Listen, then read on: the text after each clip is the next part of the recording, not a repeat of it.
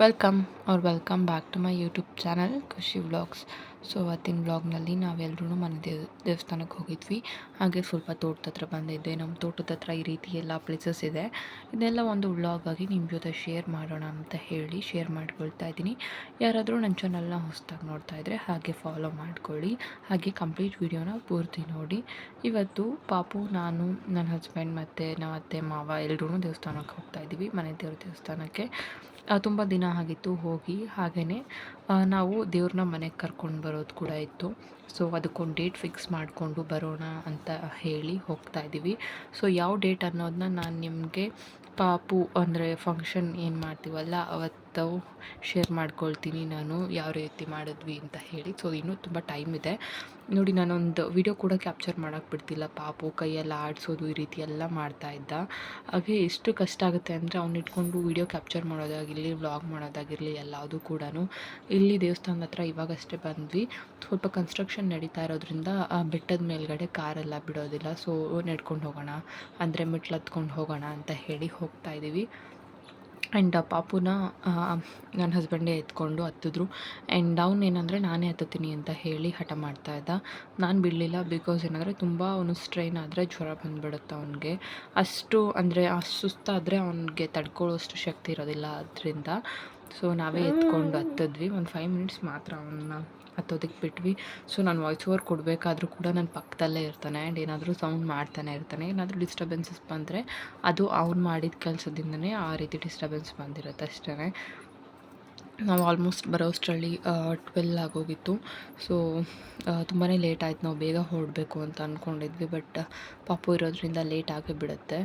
And ದೇವಸ್ಥಾನಕ್ಕೆ ಬಂದ್ವಿ. ಇವಾಗ ಮೇಲೆ ಹೋಗಿ ಪೂಜೆ ಮಾಡಿಸ್ಕೊಂಡು ಬಂದು ಆ್ಯಂಡ್ ಕೆಳಗಡೆ ಪ್ರಸಾದ ಮಾಡೋಕ್ಕೆ ಕೊಟ್ಟಿದ್ದೀವಿ. ಸೊ ನಾವು ಬರೋದು ಕುಣಿಗಲ್ನಲ್ಲಿರೋ ರಂಗನಾಥ ಸ್ವಾಮಿ ದೇವಸ್ಥಾನಕ್ಕೆ. ಸೊ ಇಲ್ಲೇನಂದರೆ ನಾವು ಚಿಕನ್ ತಂದು ಪೂಜೆ ಇವರೇನಿರ್ತಾರೆ ಪುರೋಹಿತರ ಮನೆಗೆ ಅವ್ರು ಕೊಟ್ಟರೆ ಅವರು ಅಡುಗೆ ಮಾಡಿಕೊಡ್ತಾರೆ ನಮಗೆ. ಸೊ ಪ್ರಸಾದಕ್ಕೆ ಅಂತ ಹೇಳಿ ಅಲ್ಲಿ ಕೊಟ್ಟು ಬಂದಿದ್ವಿ. ಆ್ಯಂಡ್ ನಾವು ಪೂಜೆ ಮಾಡಿಸ್ಕೊಂಡು ಹೋಗೋಣ ಅಷ್ಟೊತ್ತಲ್ಲಿ ಅಂತ ಹೇಳಿ ಬಂದ್ವಿ.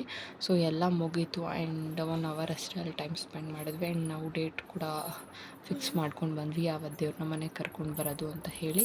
ಆ್ಯಂಡ್ ನಾನು ಗಾರ್ಡನಿಂಗ್ ಮಾಡ್ತಾಯಿದ್ದೀನಲ್ಲ, ಗಾರ್ಡನಿಂಗ್ ಅಂತ ಹೇಳೋದಕ್ಕಿಂತ ಕೈ ತೋಟ ಅಂದರೆ ಮನೆಗೆ ಬೇಕಿರೋ ತರಕಾರಿಗಳನ್ನ ಬೆಳ್ಕೊಳ್ಳೋದು. ಸೊ ಸ್ವಲ್ಪ ಬದನೆ ಗಿಡಗಳು ಹುಟ್ಲಾಕಿದೆ, ಅಂದರೆ ಬದನೆ ಗಿಡದ ಬೀಜ ಏನಿರ್ತಾವಲ್ಲ ಅದನ್ನು ಹಾಕಿ ಗಿಡಗಳನ್ನ ಮಾಡ್ಕೊಂಡಿದ್ದೆ. ಸೊ ಇವಾಗ ಹೋಗಿ ಅದನ್ನೆಲ್ಲ ಹಾಕಿ ಬರ್ತಾಯಿದ್ದೀನಿ. ಸೊ ನಾನು ಏನೇನು ಹಾಕಿದ್ದೀನಿ ಅಂದರೆ ಎಲ್ಲ ರೀತಿ ಸೊಪ್ಪುಗಳು ಹಾಕ್ಕೊಂಡಿದ್ದೀನಿ. ಆ್ಯಂಡ್ ಮೂಲಂಗಿ ಹಾಕಿದ್ದೀನಿ. ಆ್ಯಂಡ್ ಮೆಣಸಿನ ಗಿಡ, ಹೂವಿನ ಗಿಡಗಳು ಈ ರೀತಿ ಎಲ್ಲ ಹಾಕಿದ್ದೀನಿ. ಯಾಕೆ ಈ ರೀತಿ ಸ್ಯಾರಿ ಹಾಕಿದ್ದೀನಿ ಅಂದರೆ ಇಲ್ಲಿ ನಮ್ಮ ಪಕ್ಕದ ತೋಟದವರು ಅವರು ಕೋಳಿಗಳು ಸಾಕೊಂಡಿದ್ದಾರೆ. ಸೊ ಕೋಳಿಗಳು ಬಂದು ಎಲ್ಲ ಹಾಳು ಮಾಡುತ್ತೆ ಅಂತ ಹೇಳಿ ಆ ರೀತಿ ಮಾಡಿದ್ದೀನಿ. ಸೊ ಬಾವಿ ಯಾವುದು ಅಂತ ನೋಡ್ತಾ ಇದ್ದರೆ ನಮ್ಮೂರಲ್ಲಿ ದೊಡ್ಡ ಬಾವಿ ಅಂತ ಹೇಳಿ ಒಂದು ಬಾವಿ ಇದೆ.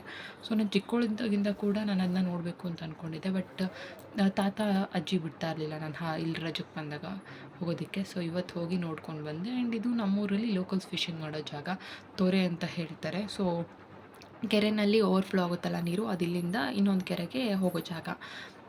ಇಲ್ಲಿ ಲೋಟಸ್ ಎಲ್ಲ ಇತ್ತು, ಎಲ್ಲ ನೋಡಿಕೊಂಡು ಬಂದ್ವಿ. ನಾರ್ಮಲಾಗಿ ಇಲ್ಲೆಲ್ಲ ಫಿಶಿಂಗ್ ಮಾಡ್ತಾರೆ. ಬಟ್ ನಾನು ನೋಡಬೇಕು ಅಂತ ಕರ್ಕೊಂಡು ಬಂದಲ್ಲ, ಸೊ ನೋಡ್ಕೊಂಡು ಬಂದ್ವಿ. ಆ್ಯಂಡ್ ತೋಟದಲ್ಲಿ ಈ ಕೆಲಸ ಮಾಡ್ತಾ ಇದ್ದಾರೆ. ಅಂದರೆ ಇದಕ್ಕೆ ಅಡಿಕೆ ಕಾಯಿ ಏನಿರುತ್ತಲ್ಲ ಗೋಟ್ ಮಾಡಿದ್ಮೇಲೆ ಅದನ್ನು ಮೊಳಕೆ ಬರೆಸಿ ಅದರೊಳಗಡೆ ಹಾಕ್ತಾರೆ. ಸೊ ನಮಗೆ ಅದರಿಂದ ಸೊಸಿ ಸಿಗುತ್ತೆ, ಅಡಿಕೆ ಸೊಸಿ. ಆ ಕೆಲಸ ಮಾಡಿಸ್ತಾ ಇದ್ವಿ ತೋಟದಲ್ಲಿ. ಆ್ಯಂಡ್ ನಾನು ಸ್ವಲ್ಪ ಮಾಡಿದೆ. ಬಿಸಿಲಿದ್ದಿದ್ದರಿಂದ ಸಂಜೆ ಬರೋಣ ಅಂತ ಹೇಳಿ ಬಂದ್ವಿ. ಆ್ಯಂಡ್ ವಾಟರ್ ಮೆಲನ್ ತಂದಿದ್ವಿ ಬರಬೇಕಾದ್ರೆ. ಅದನ್ನು ಕಟ್ ಮಾಡಿ ಇವಾಗ ಒಂದು ಟೆಸ್ಟ್ ಮಾಡೋಣ ಅಂತ ಹೇಳಿ.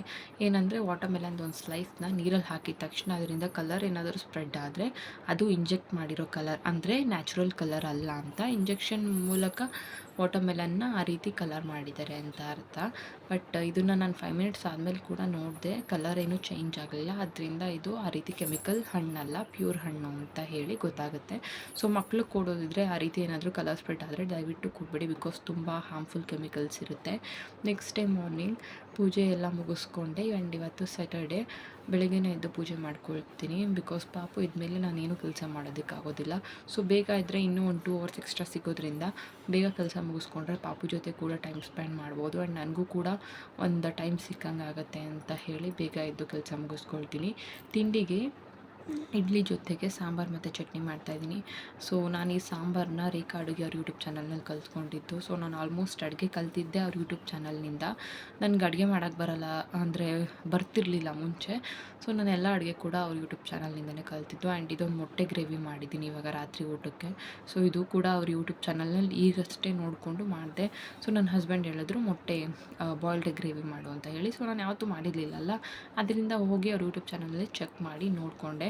ಟೇಸ್ಟ್ ಅಂತೂ ಅಲ್ಟಿಮೇಟ್ ಆಗಿರುತ್ತೆ. ಅಂದರೆ ಕೆಲವೊಬ್ಬರು ಯೂಟ್ಯೂಬ್ ಚಾನಲಲ್ಲಿ ನಾನು ಮುಂಚೆ ನೋಡ್ತಿದ್ದೆ, ಅಲ್ಲಿ ಮಾಡಿದ್ದು ಸೇಮ್ ಅದೇ ರೀತಿ ಮಾಡಿದ್ರು ಕೂಡ ಆ ಟೇಸ್ಟ್ ಬರ್ತಿರಲಿಲ್ಲ. ಬಟ್ ಇವ್ರ ಯೂಟ್ಯೂಬ್ ಚಾನಲ್ನಲ್ಲಿ ಆ ರೀತಿ ಆಗ್ತಿರ್ಲಿಲ್ಲ. ಅವರು ತುಂಬ ಅಮೇಝಿಂಗ್ ಆಗಿರ್ತಾವೆ ಟೇಸ್ಟ್ಗಳು. ಆ್ಯಂಡ್ ನಾನಿಲ್ಲಿ ಗುಲಾಬ್ ಜಾಮೂನ್ ಮಾಡೋಣ ಅಂತ ಹೇಳಿ ಮಾಡ್ತಾಯಿದ್ದೀನಿ. ಜಾಮೂನ್ ಪ್ಯಾಕೆಟ್ ತೊಗೊಂಡು ಬಂದಿದ್ದೆ. ಸೊ ಒಂದು ಪ್ಯಾಕ್ ಮಾತ್ರ ಯೂಸ್ ಮಾಡ್ತಾಯಿದ್ದೀನಿ.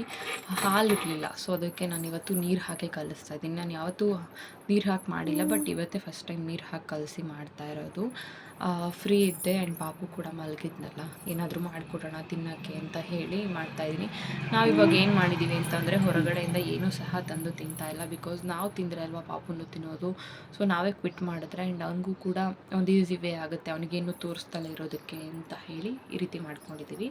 ಇಲ್ಲಿ ಸಕ್ಕರೆ ಪಾಕ ಇಟ್ಟಿದ್ದೀನಿ ಜಾಮೂನ್ಗೆ ಅಂತ ಹೇಳಿ. ಆ್ಯಂಡ್ ಅದಕ್ಕೆ ಒಂದು 4 ಏಲಕ್ಕಿನ ಚೆಚ್ಚಿ ಹಾಕಿದ್ದೀನಿ. ಚೈನ್ ಸೌಂಡ್ ಆಗ್ತಾಯಿದೆ, ಡಿಸ್ಟರ್ಬೆನ್ಸ್ ಆಗ್ತಾಯಿದೆ. ಬಿಕಾಸ್ ಪಾಪು ಚೈನ್ ಸೌಂಡ್ ಅದು. ನನಗೆ ವಾಯ್ಸ್ ಓವರ್ ಕೊಡೋಕ್ಕೆ ಟೈಮೇ ಸಿಗೋದಿಲ್ಲ. ನಾನು ಅವ್ನು ಎದ್ದಿದ್ದಾಗಲೇ ಕೊಡಬೇಕಾಗುತ್ತೆ. ಆ್ಯಂಡ್ ಪಕ್ಕದಲ್ಲೇ ಆಟ ಆಡ್ತಾ ಇದ್ದಾನೆ, ಅದರಿಂದ ಅವ್ನು ಚೈನ್ ಸೌಂಡ್ ಕೇಳಿಸ್ತಾ ಇದೆ. ಈ ರೀತಿ ಉಂಡೆ ಮಾಡಿ ಇಟ್ಕೊಳ್ತಾ ಇದ್ದೀನಿ. ಅವನಿಗೆ ಚೈನ್ ಹಾಕಿರೋ ಉದ್ದೇಶ ಏನಂತ ಅಂದರೆ, ನಾನು ಒಳಗಡೆ ಏನಾದರೂ ಕೆಲಸ ಮಾಡ್ತೀನಿ. ಸೊ ನಮ್ಮ ಮನೇಲಿ 2 ಬಾಗಿಲಿದೆ ಆಯಿತಾ, ಹೊರಗಡೆ ಹೋಗೋದಕ್ಕೆ. ನಾರ್ಮಲಾಗಿ ಓಪನ್ ಮಾಡೇ ಇರ್ತೀನಿ ಎಲ್ಲರೂ ಮನೇಲಿದ್ದಾಗ. ಆ್ಯಂಡ್ ಯಾರೂ ಇಲ್ಲದಾಗ ಒಂದು ಡೋರ್ ಮಾತ್ರ ಓಪನ್ ಮಾಡ್ತೀನಿ. ಏನು ಮಾಡ್ತಾನೆ ಅಂತ ಅಂದರೆ ಓಡೋಗ್ಬಿಡ್ತಾನೆ ಹೊರಗಡೆ. ಸೊ ನಾನು ಒಂದು ಸೆಕೆಂಡಲ್ಲಿ ಆ ಕಡೆ ಈ ಕಡೆ, ನಮ್ಮ ಮನೆ ಮುಂದೆನೇ ರೋಡ್ ಇರೋದ್ರಿಂದ ಅವ್ನು ಯಾವ ಕಡೆ ಓಡೋಗ್ತಾನೆ, ಅಂದರೆ ಸ್ವಲ್ಪ ಮರೆ ಥರ ಅವ್ನು ಯಾವ ಕಡೆ ಓಡೋಗ್ತಾನೆ ಅನ್ನೋದು ಕಾಣಲ್ಲ. ಸೊ ಬೈ ದಟ್ ಗೆಜ್ಜೆ ಹಾಕಿದ್ರೆ ಅವ್ನು ಯಾವ ಕಡೆ ಓಡೋಗ್ತಿದ್ದಾನೆ ಅಂತ ಗೊತ್ತಾಗುತ್ತೆ ಅನ್ನೋದ್ರಿಂದ ಮಾತ್ರ ಆ ರೀತಿ ಗೆಜ್ಜೆ ಹಾಕಿದ್ದೀನಿ. ಇವಾಗ ನಾನು ಕೊಬ್ಬರಿ ಎಣ್ಣೆ ಯೂಸ್ ಮಾಡಿಕೊಂಡು ಕರಿತಾ ಇದ್ದೀನಿ. ಆಗಲೇ ಒಂದು ಸಲ ಕರೆದಿದ್ದೀನಿ. ಸೊ ಆಗ ವೀಡಿಯೋ ಕ್ಯಾಪ್ಚರ್ ಮಾಡಲಿಲ್ಲ ಅಲ್ವಾ, ಅದಕ್ಕೆ ಇವಾಗ ಮಾಡ್ಕೊಳ್ತಾ ಇದ್ದೀನಿ. ಕೊಬ್ಬರಿ ಎಣ್ಣೆ ಯೂಸ್ ಮಾಡ್ತಾಯಿದ್ದೀನಿ ನಾನು. ನಮ್ಮ ತೋಟದಲ್ಲಿ ಕೊಬ್ಬರಿ ಸಿಗುತ್ತಲ್ಲ, ಅದರಿಂದನೇ ಕೋಲ್ಡ್ ಪ್ರೆಸ್ಡ್ ಆಯಿಲ್ ಇದು. ನಾರ್ಮಲ್ ಎಣ್ಣೆಗಿಂತ ಕೊಬ್ಬರಿ ಎಣ್ಣೆಯಲ್ಲಿ ಸ್ವೀಟ್ ಅಥವಾ ಏನಾದರೂ ಅಡುಗೆ ಮಾಡಿದ್ರೆ ತುಂಬ ಟೇಸ್ಟ್ ಚೆನ್ನಾಗಿರುತ್ತೆ. ಆ್ಯಂಡ್ ಹೆಲ್ತ್ ಕೂಡ ಒಳ್ಳೆಯದು. ಸ್ವಲ್ಪ ಕಾಸ್ಟ್ ಜಾಸ್ತಿ ಆಗುತ್ತೆ ಅಷ್ಟೇ. ನಮಗೆ ಅಂದರೆ ತೋಟದಲ್ಲೇ ಬೆಳಿತೀವಲ್ಲ, ನಮಗೆ ಈಸಿಯಾಗಿ ಸಿಗುತ್ತೆ. ಈಸಿಯಾಗಿ ಏನು ಸಿಗೋಲ್ಲ, ಅದು ಅಂದರೆ ನಮ್ಮಲ್ಲೇ ಇರುತ್ತಲ್ಲ, ಈಸಿಯಾಗಿ ಸಿಗೋದು ಅಂತ ಹೇಳೋಕ್ಕಾಗಲ್ಲ. ಬಿಕಾಸ್ ಅದಕ್ಕೂ ಕೂಡ ಕಷ್ಟಪಟ್ಟು ಬೆಳೆದ್ರೇ ಸಿಗೋದು. ಆ್ಯಂಡ್ ಸಕ್ಕರೆ ಪಾಕ ಎಲ್ಲ ರೆಡಿ ಆಗಿದೆ. ಎಲ್ಲ ಕರೆದಿದ್ದಾಯ್ತಲ್ಲ, ಸ್ವಲ್ಪ ಗಟ್ಟಿ ಆಗಿಬಿಟ್ಟಿತ್ತು ತುಂಬ. ಆ್ಯಂಡ್ ನನಗೆ ಆ ರೀತಿ ಓವರ್ ಸ್ವೀಟ್ ಇದ್ದರೆ ಇಷ್ಟ ಆಗೋಲ್ಲ, ಅದಕ್ಕೆ ಸ್ವಲ್ಪ ನೀರು ಹಾಕಿ ತೆಳು ಮಾಡಿಕೊಂಡೆ.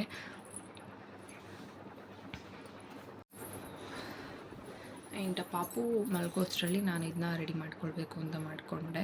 ಸಕ್ಕರೆ ಪಾಕ ಎಲ್ಲ ರೆಡಿ ಆಯ್ತಲ್ಲ, ಬಿಸಿ ಇರುವಾಗಲೇ ನಾನು ಉಂಡೆ ಏನು ಕರೆದಿಟ್ಟಿದ್ನಲ್ಲ ಅದನ್ನು ಹಾಕ್ತಾಯಿದ್ದೀನಿ. ನನಗೇನಂದರೆ ಅಮ್ಮ ಮುಂಚೆ ಜಾಮೂನ್ ಮಾಡ್ತಿದ್ರಲ್ಲ, ನಾನು ಚಿಕ್ಕವಳಿದ್ದಾಗ ಅಮ್ಮ ಈ ರೀತಿ ಪಾಕಕ್ಕೆ ಹಾಕೋಕ್ಕಿಂತ ಮುಂಚೆನೇ ಒಂದು 3-4 ತಿನ್ಕೊಳ್ತಿದ್ದೆ ನಾನು, ಅಂದರೆ ಅಮ್ಮ ಮಾಡಬೇಕಾದ್ರೆ. ಬಟ್ ಇವಾಗ ಇಂಟ್ರೆಸ್ಟ್ ಇಲ್ಲ, ಬಿಕಾಸ್ ನಾನೇ ಮಾಡ್ತಿರ್ತೀನಲ್ಲ, ಅದರಿಂದ ಅಷ್ಟೇನು ಇಷ್ಟ ಆಗೋದಿಲ್ಲ ತಿನ್ನಲಿಕ್ಕೆ. ಆ್ಯಂಡ್ ಮಧ್ಯಾಹ್ನ ಊಟಕ್ಕೆ ಜಾಮೂನ್ ಮಾಡಾದಮೇಲೆ ಸ್ವಲ್ಪ ಮೊಟ್ಟೆ ಬೇಯಿಸಿದ್ದೆ.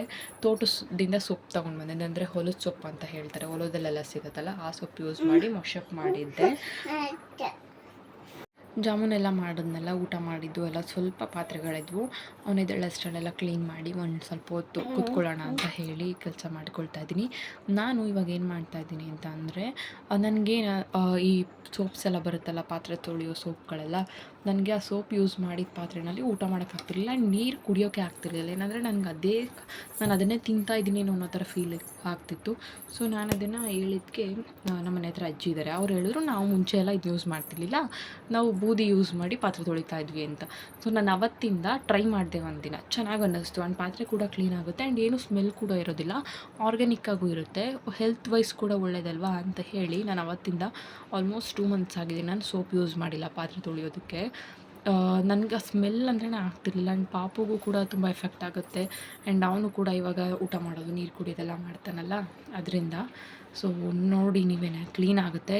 ಅಂದರೆ ನಮ್ಮನೇಲಿ ನೀರು ಒಲೆ ಇದ್ದಿಲ್ಲ, ಅದರಿಂದ ಸಿಗುತ್ತೆ ನನ್ನ ಬೂದಿ. ನಿಮಗೆ ಬೂದಿ ಸಿಕ್ಕಿಲ್ಲ ಅಂದರೆ ಸ್ವಲ್ಪ ನಿಂಬೆಹಣ್ಣು ಮತ್ತು ಅಂಟ್ವಾಳ್ಕಾಯಿ ಅಂತ ಬರುತ್ತೆ ಅದನ್ನು ಪೌಡರ್ ಮಾಡಿಬಿಟ್ಟು ಯೂಸ್ ಮಾಡ್ಕೊಳ್ಬೋದು ಸೋಪ್ ರೀತಿ. ಅದು ಕೂಡ ಚೆನ್ನಾಗಿರುತ್ತೆ. ಬಟ್ ಅದು ಸ್ವಲ್ಪ ಪ್ರೊಸೀಜರ್ ಇರುತ್ತೆ ಆ್ಯಂಡ್ ಇದು ಈಸಿಯಾಗಿ ಸಿಗುತ್ತಲ್ಲ ಅದಕ್ಕೆ ನಾನು ಇದನ್ನು ಯೂಸ್ ಮಾಡ್ಕೊಂಡಿದ್ದೀನಿ. ಇವತ್ತಾಗಿತ್ತು ಇವತ್ತಿನ ವ್ಲಾಗ್ ಇಷ್ಟ ಆಗಿದ್ರೆ ಲೈಕ್ ಮಾಡಿ ಹಾಗೆ ಶೇರ್ ಮಾಡಿ. ಯಾರಾದರೂ ಹೊಸ್ದಾಗಿ ನೋಡ್ತಾ ಇದ್ದರೆ ನನ್ನ ಚಾನಲ್ನ ಸಬ್ಸ್ಕ್ರೈಬ್ ಮಾಡ್ಕೊಳ್ಳಿ. Thank you for watching.